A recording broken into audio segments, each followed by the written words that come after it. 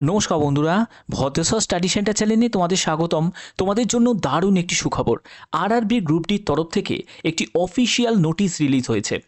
16টা জোনেতে কত কোথায় form fill up হয়েছে সেই ব্যাপারে একদম অফিসিয়াল পিডিএফ রিলিজ করেছে আরআরবি। এটা তো তোমরা জানতেই পারবে যে কোন জোনেতে কত ফর্ম ফিল আপ হয়েছে, এবং তার সাথে সাথে তোমাদের এটাও বলবো যে কোন জোনটি হচ্ছে সেফ জোন এবং কোন জোন ডেঞ্জার জোন সেটাও তোমরা জানতে পারবে। পার সিট কম্পিটিশন কত সেটাও তোমরা জানতে পারবে, এবং তোমাদের এক্সাম কবে হবে গ্রুপ ডির তো সেটাও তোমরা জানতে পারবে এই ভিডিওর মাধ্যমে। ভিডিওটা কিন্তু প্রত্যেকের জন্য খুব গুরুত্বপূর্ণ, স্কিপ করো না। প্রত্যেকটি তথ্য তোমাদের জন্য খুব ইম্পর্টেন্ট, কারণ তোমরা জানো আমি প্রতিনিয়ত তোমাদের বিভিন্ন অথেন্টিক ইনফরমেশন প্রোভাইড করে থাকি। আর এরকমই গুরুত্বপূর্ণ অথেন্টিক ইনফরমেশন পাওয়ার জন্য অবশ্যই চ্যানেলটাকে সাবস্ক্রাইব করবে, বেল আইকনটাকে অল করে রাখবে। তো চলো পিডিএফটা ওপেন করে নিচ্ছি। তো দেখতে পাচ্ছ যে আমি পিডিএফটা ওপেন করে নিয়েছি। Government of India, ministry of railway recruitment বোর্ডের তরফ থেকে এই নোটিশটা জারি হয়েছে। খুব ভালো কাজ করেছে আরআরবি, যে একদম কোনো আরটিআই করার কোনো প্রয়োজন নেই, অফিসিয়াল ডেটা তারা রিলিজ করে দিয়েছে। তো এখানে দেখো তোমাদের আমেদাবাদ জোনেতে তোমাদের টোটাল ফর্ম সেটা হলো 6,39,269টি। আমি পার সিট কম্পিটিশন বলবো, কোন zone safe zone danger zone সেটাও বলবো। আগে তোমাদের এখানে ভ্যাকেন্সির ব্যাপারটা আমি আগে ক্লিয়ার করে দিই, কোথায় কত তোমাদের ফর্ম জমা পড়েছে সেই ব্যাপারটা আগে ক্লিয়ার করে দিই। তো দেখো আজমেরেতে তোমাদের টোটাল তোমাদের ফর্ম জমা পড়েছে 3,59,409টি। বেঙ্গালুরুতে তোমাদের 2,75,307টি। ভোপালে হচ্ছে 4,51,096টি। ভুবনেশ্বরে হচ্ছে 2,65,840টি।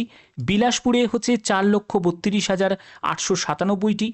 চণ্ডীগড়ে হচ্ছে 11,60,404টি। চেন্নাইতে 11,12,922টি। গোরখপুরে 3,62,092টি। গুয়াহাটি সবথেকে একটা, দেখো গুয়াহাটিতে দেখো কত ফর্ম জমা পড়েছে। দেখো গুয়াহাটিতে 10,72,841টি। কলকাতাতে 7,93,572টি। মুম্বাইতে 15,59,100টি। পাটনাতে 3,33,972টি। প্রয়াগরাজে 8,61,666টি। রাঁচিতে 1,81,339টি এবং সেকেন্দ্রাবাদে হচ্ছে 9,60,697টি। টোটাল তোমাদের ফর্ম জমা পড়েছে 1,08,35,466। তো এই হচ্ছে তোমাদের ফর্ম জমা পড়েছে। এখানে তোমাদের টোটাল ফর্মটা তোমাদের জমা পড়েছে, এই জায়গাটা কিন্তু তোমাদের দেওয়া আছে। টোটাল ফর্ম জমা পড়েছে হচ্ছে 1,08,22,423টি। ঠিক আছে, তো এবার তোমাদের দেখো এখানে তোমাদের যে ফর্ম জমা পড়েছে, এবার তোমাদের বলবো যে কোন জোনটি হচ্ছে তোমাদের সেফ জোন, কোন জোনটি ডেঞ্জার জোন সেটা তোমাদের এখানে আমি বলবো। ভালো করে দেখো, প্রত্যেকটা স্টেপ তোমরা ফলো করো, আমি প্রত্যেকটা এখানে তোমাদের তথ্য তোমাদের দেব। তো দেখো এখানে তোমাদের বলে দিই যে কোন জোনটি হচ্ছে ডেঞ্জার জোন, কোন জোনটি সেফ জোন। আমি আগে প্রথমে সেফ জোন থেকে ক্লিয়ার করছি, না আগে ডেঞ্জার জোন থেকে ক্লিয়ার করব। তো দেখো আমি প্রথমে আগে সেফ জোনে চলে যাচ্ছি। আমি সেফ জোনের থেকে প্রথমে আমি যেটা তোমাদের রাখবো, আমি গ্রিন কালি করে নিই, সেটাতে তোমাদের সুবিধা হবে বুঝতে। ঠিক আছে, আচ্ছা। তো দেখো তোমাদের প্রথম আমি বলছি সেটা হচ্ছে আমেদাবাদে কারা কারা আবেদন করেছো তারা অবশ্যই কিন্তু কোন আরআরবিতে তুমি আবেদন করেছো অবশ্যই প্রত্যেকে এখনই কমেন্ট করে জানিয়ে দাও যে তুমি কোন আরআরবিতে আবেদন করেছো। আমেদাবাদ আরআরবিতে তোমাদের টোটাল ভ্যাকেন্সি কত ছিল? 4,672টি টোটাল ভ্যাকেন্সি ছিল। ঠিক আছে, এখানে টোটাল আবেদন কত জমা পড়েছে? আবেদন জমা পড়েছে 6,39,269। তাহলে এখানে তোমাদের পার সিট কম্পিটিশন কত? পার সিট কম্পিটিশন দাঁড়াচ্ছে 136, অর্থাৎ একটি সিটের জন্য 136 জন তোমার সাথে ফাইট করবে। ক্লিয়ার?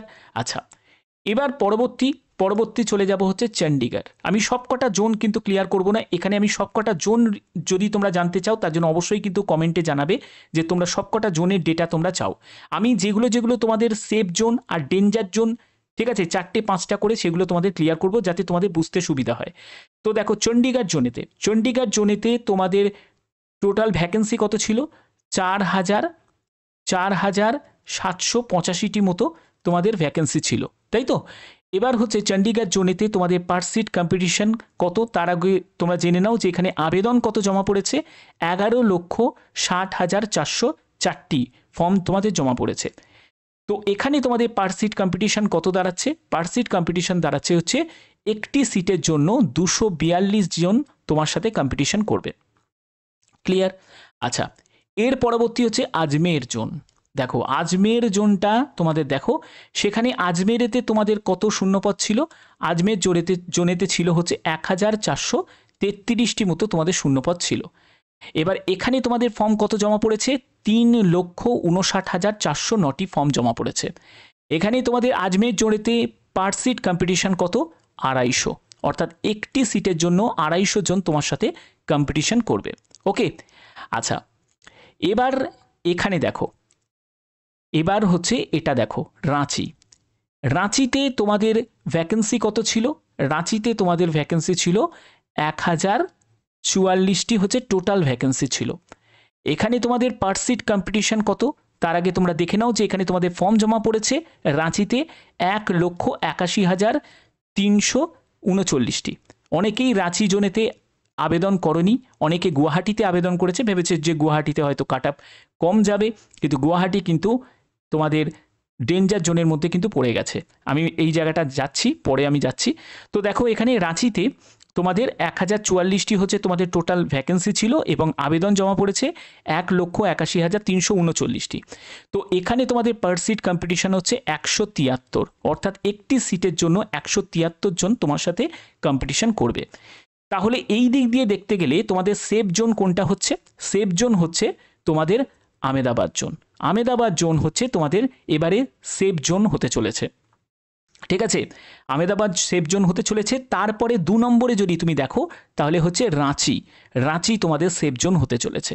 ঠিক আছে, আচ্ছা তারপরে তোমাদের 3 নম্বর 4 নম্বর করে তোমরা দেখো। 3 নম্বর হচ্ছে তোমাদের চণ্ডীগড়। এবারে যারা যারা চণ্ডীগড়ে আবেদন করেছে তাদের কিন্তু অনেক ভালো সুযোগ আছে। তারপরে তোমাদের 4 নম্বরে হচ্ছে তোমাদের এখানে আজমের আছে। এটা আমি চারটে তোমাদের সেফ জোন আমি ক্লিয়ার করলাম। তোমরা যদি প্রত্যেকটা যদি ডেটাগুলো চাও তাহলে অবশ্যই কমেন্টে জানাবে। ঠিক আছে, এবার এখানে তো ক্লিয়ার হয়ে গেল। এবার হচ্ছে তোমাদের ডেঞ্জার জোনটা আমি বলবো যে কোন কোন জোনগুলো ডেঞ্জার জোনের মধ্যে পড়ছে। দেখো ব্যাঙ্গালোর। ব্যাঙ্গালোর হচ্ছে তোমাদের, ব্যাঙ্গালোরেতে তোমাদের টোটাল শূন্যপদ কত ছিল? ব্যাঙ্গালোরেতে তোমাদের টোটাল শূন্যপদ ছিল হচ্ছে 503টি। ঠিক আছে, টোটাল শূন্যপদ ছিল। সেখানে আবেদন কত জমা পড়েছে? 2,75,307টি। তাহলে এখানে পার সিট কম্পিটিশন হচ্ছে 547, অর্থাৎ একটি সিটের জন্য 547 জন তোমার সাথে কম্পিটিশন করবে। ওকে, আচ্ছা এবার তোমাদের গুয়াহাটি। ভালো করে দেখো, গুয়াহাটিতে অনেকেই কিন্তু গুয়াহাটিতে আবেদন করেনি, অনেকেই তোমরা কিন্তু গুয়াহাটিতে আবেদন করেছো। এবার কলকাতা ছেড়ে অনেকে গুয়াহাটিতে আবেদন করেছে, অনেকে রাঁচি থেকে গুয়াহাটিতে আবেদন করেছে। তো ভাবেছে যে গুয়াহাটিতে হয়তো কাট অফ কম যাবে, কিন্তু আমরা আগের বছরে দেখেছি গুয়াহাটিতে কিন্তু গ্রুপ ডির জন্য কাট অফ কিন্তু হাই যাচ্ছে। তো এবারে কিন্তু কাট অফ কিন্তু আরও একটু বেশি কিন্তু তোমাদের যাবে। তো এবার তোমাদের দেখো গুয়াহাটিতে তোমাদের টোটাল শূন্যপদ ছিল 2,048টি। ঠিক আছে, তাহলে এখানে তোমাদের পার সিট কম্পিটিশন কত? তার আগে তোমাদের দেখে নাও যে এখানে তোমাদের আবেদন জমা পড়েছে 10,72,841টি। তাহলে এখানে পার সিট তোমাদের কম্পিটিশন হচ্ছে এখানে 523। ঠিক আছে, একটি সিটের জন্য 523 জন তোমার সাথে কম্পিটিশন করবে। আচ্ছা, এর পরবর্তী হচ্ছে তোমাদের সেকেন্দ্রাবাদ। সেকেন্দ্রাবাদে চলে যাচ্ছি। সেকেন্দ্রাবাদটা দেখো, সেকেন্দ্রাবাদে তোমাদের টোটাল শূন্যপদ ছিল 1,642টি মতো শূন্যপদ ছিল। ঠিক আছে, এখানে তোমাদের আবেদন জমা পড়েছে 9,60,697টি। তাহলে এখানে তোমাদের পার সিট কম্পিটিশন দাঁড়াচ্ছে 585টি। ঠিক আছে, অর্থাৎ একটি সিটের জন্য 585 জন তোমার সাথে কম্পিটিশন করবে। আচ্ছা, এর পরবর্তী হচ্ছে কলকাতা। কলকাতা হচ্ছে তোমাদের টোটাল তোমাদের ভ্যাকেন্সি ছিল 1,817টি। তো এখানে তোমাদের ফর্ম জমা পড়েছে 7,93,572টি তোমাদের ফর্ম জমা পড়েছে। ওকে, তো এবার এখানে তোমাদের পার সিট কম্পিটিশন কত দাঁড়াচ্ছে? 436, অর্থাৎ একটি সিটের জন্য 436 জন কিন্তু কম্পিটিশন করবে। এরপরে হচ্ছে মুম্বাই। মুম্বাই আরআরবিতে দেখো তোমাদের টোটাল এখানে ভ্যাকেন্সি ছিল ৩,২৪৪টি। এখানে তোমাদের ফর্ম জমা পড়েছে ১৫,৫৯,১০০টি ফর্ম জমা পড়েছে। এখানে পার সিট কম্পিটিশান হচ্ছে 480, অর্থাৎ একটি সিটের জন্য 480 জন তোমার সাথে কম্পিটিশান করবে। তাহলে এবার আমরা দেখে নেব যে ডেঞ্জার জোনের মধ্যে হাইয়েস্ট ডেঞ্জার জোন কোনটা, সেটা হলো দেখো সেকেন্দ্রাবাদ কিন্তু 1 নম্বর তালিকার মধ্যে 1 নম্বরে আছে ডেঞ্জার জোনের। ঠিক আছে, আচ্ছা এবার যদি আমি 2 নম্বর যদি দেখি, সেখানে হচ্ছে 2 নম্বরে চলে আসবে গুয়াহাটি। ঠিক আছে, আচ্ছা 3 নম্বরে যদি দেখো, 3 নম্বরে হচ্ছে মুম্বাই আসছে। আচ্ছা কলকাতা হচ্ছে তোমাদের 4 নম্বরে। ওকে, তো আমি এইগুলো তোমাদের একটু দেখিয়ে দিলাম যে কোন জোনেতে কত তোমাদের ডেঞ্জার জোন কোনটা আর তোমাদের সেফ জোন কোনটা। তোমরা যদি যদি পুরো ডেটাটা চাও যে পার সিট কম্পিটিশন কোন কোন জোনেতে পুরো ডেটাটা যদি চাও, তাহলে অবশ্যই কিন্তু তোমরা কমেন্টে জানাতে পারো, তাহলে আমি তোমাদের পুরো ডেটাটা তোমাদের দিয়ে দেবো যে কোন কোন জোনেতে কত তোমাদের পার সিট কম্পিটিশন যাবে। ঠিক আছে, বাদবাকি এগুলো তোমাদের আমি জানিয়ে দিলাম, তোমরা আশা করি বুঝতে পেরেছো ব্যাপারটা। এবার হচ্ছে তোমাদের মেন প্রশ্ন, সেটা হলো এক্সাম কবে হবে। এটা আমি জানি ম্যাক্সিমাম ক্যান্ডিডেটের প্রশ্ন, এক্সামটা কবে হবে। তো এক্সামের জন্য কি স্টে অর্ডার এসে গেছে? তো দেখো এই জায়গাটা বলে দিই যে আরআরবির যে চেয়ারম্যান, তাকে এই প্রশ্নটা কিন্তু রিপোর্টার জিজ্ঞেস করেছিল। তখন আরআরবির যিনি চেয়ারম্যান আছেন, তিনি কিন্তু এই ব্যাপারে একদম তিনি বলে দিয়েছেন যে কোনো রকম স্টে অর্ডার কিন্তু নেই। ঠিক আছে, অর্থাৎ গ্রুপ ডির গণনা চলছে বা গণনা তাদের কমপ্লিট হয়ে গিয়ে তারা ডেটা রিলিজ করে দিয়েছে, এটাই তার প্রমাণ যে তোমরা দেখতেই পাচ্ছ 25শে এপ্রিল 2025 একদম অফিসিয়ালিভাবে তোমাদের ডেটা রিলিজ হয়ে গেছে। তো অর্থাৎ তাদের ভেতরে প্রসেস কিন্তু তাদের চলছে, কোনো জায়গায় থমকে নেই। তাহলে এবার ব্যাপার হচ্ছে তাহলে এক্সামটা কবে হতে পারে। দেখো এটা তোমাদের ডেটা রিলিজ হয়েছে, এবার তোমাদের অ্যাপ্লিকেশন স্ট্যাটাস জারি হবে, এরপরে তোমাদের সিটি ইন্টিমেশন আছে, অনেকগুলো কাজ কিন্তু আছে। বাদবাকি তোমাদের বলে দিই যে এখনও কিন্তু তোমাদের কোর্টের মধ্যে কিন্তু কেসটা চলছে। তো সেগুলো সব কিছু মিটে গিয়ে যদি পজিটিভভাবে আমি দেখি, আমি বারবার বলছি যদি পজিটিভ ওয়েতে যদি এগোয় সম্পূর্ণ যেরকমভাবে চলছে, তো সেক্ষেত্রে তোমাদের সেপ্টেম্বর থেকে অক্টোবর তোমরা ধরে রাখতে পারো। সেপ্টেম্বর থেকে অক্টোবরে কিন্তু সম্ভাবনা আছে তোমাদের গ্রুপ ডির এক্সাম হওয়ার। এর আগে কিন্তু কোনো পসিবিলিটি আমি তো অন্তত দেখতে পাচ্ছি না, কারণ এখন কোর্ট কেসের যে ফলাফলটা একটা আসবে, সেখানে একটা মিটমাট হবে, তারপরে কিন্তু এই এক্সাম বা এগুলোর দিকে কিন্তু এগোবে। এখন তোমাদের অনেকগুলো প্রসেস আছে, সেগুলো হচ্ছে তোমাদের অ্যাপ্লিকেশন স্ট্যাটাস, সিটি ইন্টিমেশন, অনেকগুলো কাজ তারে আছে এবং সেই ইন্টারনাল কাজগুলো কিন্তু তারা কন্টিনিউ করছে, এটাই আমরা এই নোটিশের মাধ্যমে বুঝতে পারছি।